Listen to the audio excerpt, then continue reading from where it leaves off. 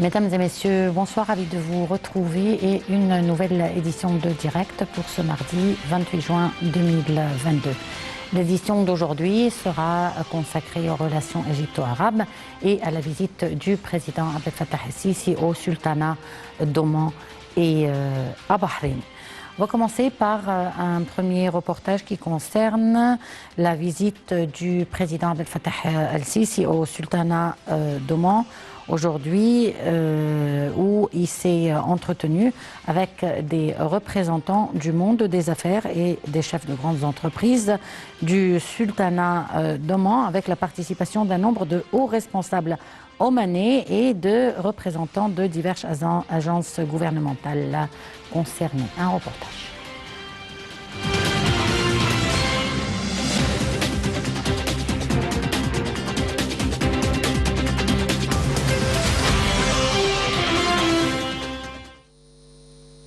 Le président Abdel Fattah el-Sisi s'est entretenu ce matin à la capitale omanaise Masqat avec des représentants du monde des affaires et des chefs de grandes entreprises du sultanat d'Oman, avec la participation d'un certain nombre de hauts responsables omanais et de représentants de diverses agences gouvernementales concernées.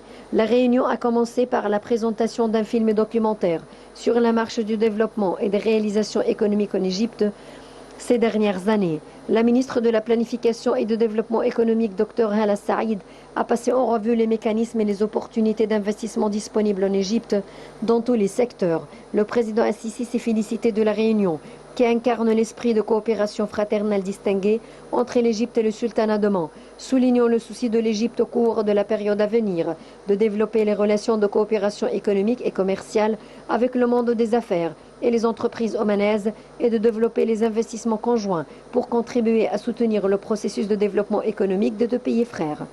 Ceci dans un cadre d'action conjointe pour maximiser les intérêts mutuels et tirer le meilleur parti des opportunités disponibles.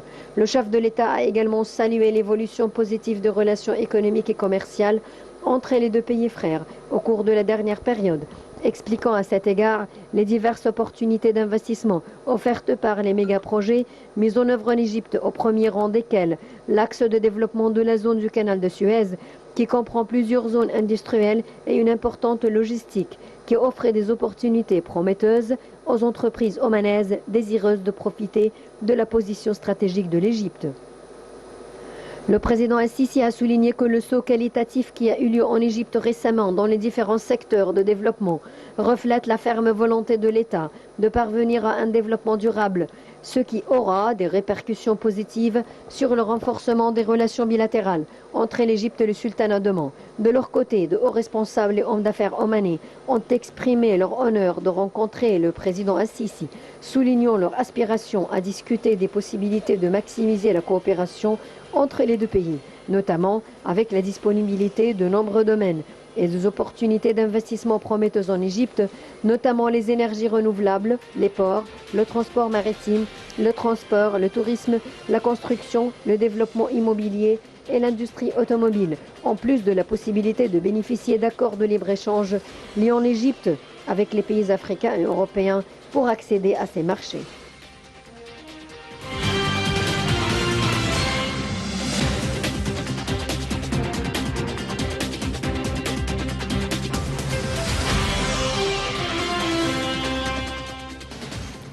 Et pour parler de l'importance de cette visite, nous avons en ligne Dr Assam Abdel Fattah, analyste politique. Bonsoir docteur. Oui, bonsoir. Alors, on voudrait parler de l'importance stratégique de la visite du président Abdel Fattah el-Sisi au sultanat d'Oman et surtout de la délégation qui l'accompagne. En effet, il y a deux volets axiaux très importants, donc il faut parler en ce qui concerne cette visite. C'est vrai, comme vous l'avez dit tout à l'heure, il y a une importance stratégique, mais commençons tout d'abord par l'importance économique. C'est-à-dire actuellement, l'Égypte ouvre toutes les portes aux investissements étrangers, notamment des investissements provenant des pays du Golfe. Et certainement, on sait très bien qu'il y a cette visite d'Oman et s'inscrit dans le cadre d'une tournée qui dure 2 ou 3 jours, parce qu'ensuite il y a ensuite Bahreïn, C'est la première, c'est la prochaine visite. Alors, il savait très bien qu'il s'agit simplement de soumettre, de montrer toutes les opportunités, les grandes opportunités d'investissement en Égypte, étant donné que l'Égypte actuellement est en train de développer l'infrastructure et aussi de souhaiter la bienvenue à tous les investisseurs, notamment les investisseurs arabes des pays du Golfe, qui ont un grand intérêt à venir investir ici en Égypte. Donc il y a une importance économique très grande dans cette visite. Il y a aussi un autre volet qui est très important, est aussi important que le premier, c'est le volet stratégique. On sait très bien que la situation d'Oman, Oman est connu pour être le pays qui joue toujours, qui sert de médiateur quand il s'agit des différents, par exemple, dissensions arabes. Par exemple, s'il y a par exemple un problème entre tel pays, c'est Oman toujours qui intervient pour trancher les questions. Et comme c'est le cas en ce qui concerne, à titre d'exemple, Iran et les pays arabes, il y a aussi les Houthis au Yémen et l'Arabie Saoudite. Là, jusqu'à maintenant, il y a beaucoup de perturbations, de factions certainement qui sont en guerre. Alors ici, Oman va jouer un rôle très important pour régler cette question. Alors, la sécurité, vous savez très bien que l'Égypte attache une grande importance aux relations avec les pays arabes, étant donné que si une menace, à titre d'exemple, guette les pays arabes, les pays du Golfe, l'Égypte considère ça que ça relève de la nation, de la sécurité nationale du pays. Le président Abdel Fattah el-Sisi l'a dit maintes fois, même au cours de la visite Mohammed bin Salman et aussi certainement d'autres figures, d'autres personnalités diplomatiques provenant des pays arabes. Donc, vous voyez, il s'agit de mener des discussions en ce qui concerne la situation actuelle, stratégique et sécuritaire dans la région.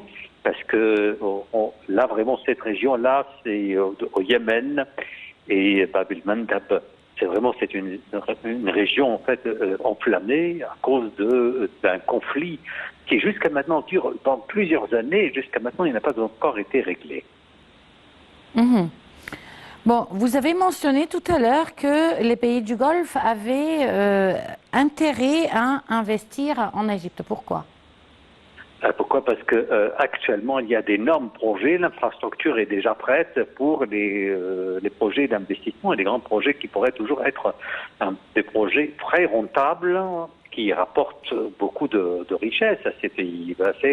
Et les pays arabes ont déjà commencé par investir en Égypte, mais étant donné qu'il y a beaucoup de réalisations qui sont sur le terrain, et l'État a déclaré récemment certainement qu'il va céder à peu près 60% des fonds publics aux investisseurs arabes.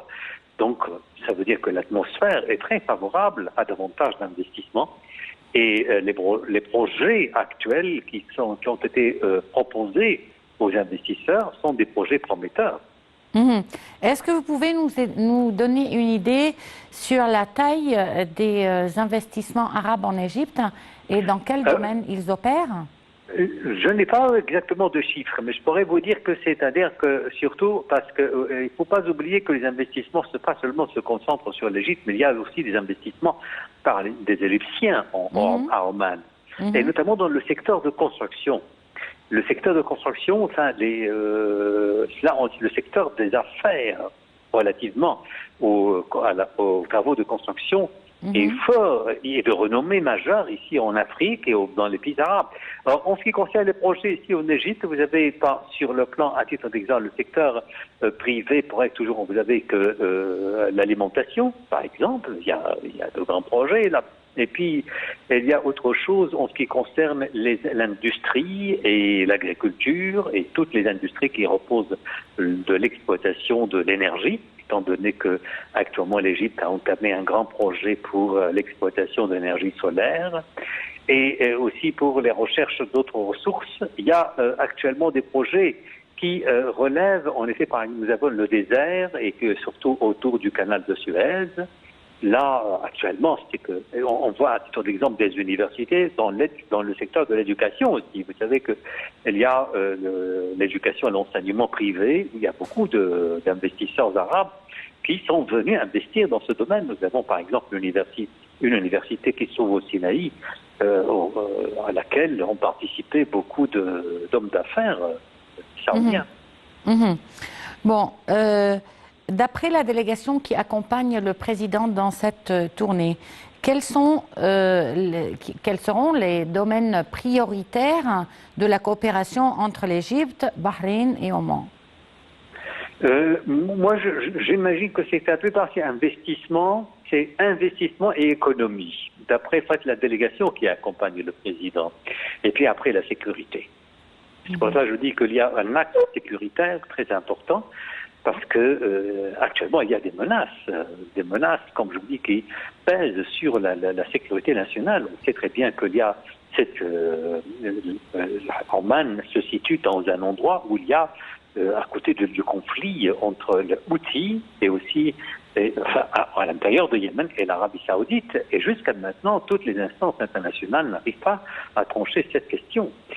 Et certainement, il y a aussi parfois des tensions entre les pays arabes et aussi Iran. Là, vous savez qu'il y a beaucoup d'Arabes qui sont chiites. Et puis après, c'est que Oman est connu, c'est-à-dire ça nous fait penser exactement comme la Suisse. C'est le pays, justement, qui joue un rôle très important en ce qui concerne la paix et qui n'a jamais provoqué de conflit avec d'autres pays arabes. Ben justement, sur le plan de la politique internationale, quels sont les domaines prioritaires pour ces trois pays, l'Égypte, Oman et Bahreïn? C'est l'investissement, je vous dis, que l'investissement au niveau de l'énergie, l'éducation, l'enseignement et la construction. Non, je parle sur le plan politique.